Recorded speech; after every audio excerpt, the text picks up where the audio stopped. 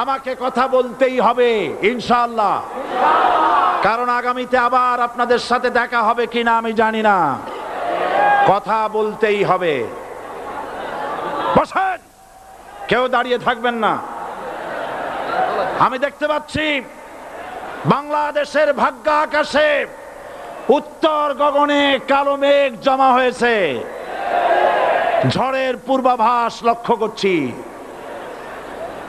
যদি মোকাবেলা করতে না পারেন সক্ষম ভাবে, এমন অন্ধকার গাঢ় কালো অমাবস্যার রাত আসতে পারে যার সুবে সাদেক হওয়া অসম্ভব।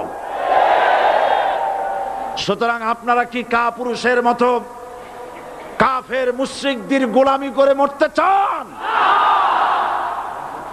বিড়ালের মতো 500 বছর বেঁচে থাকার কোনো লাভ নাই। সিংহের মতো 1 ঘন্টা বাঁচতে চাই। আমাদেরকে বলা হয় সাম্প্রদায়িক উস্কানিমূলক কথা নাকি আমি বলি। পত্রপত্রিকা দিছে না তারা?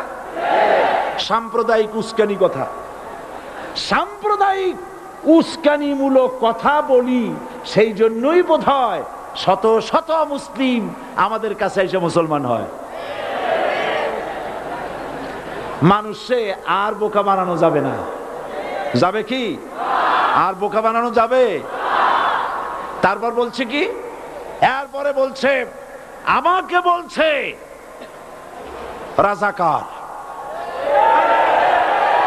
শুনে রাখো চট্টগ্রামের লক্ষ লক্ষ জনতা, পার্লামেন্টে যখন আমাকে এই কথা বলা হয়েছিল, আমার পার্লামেন্টের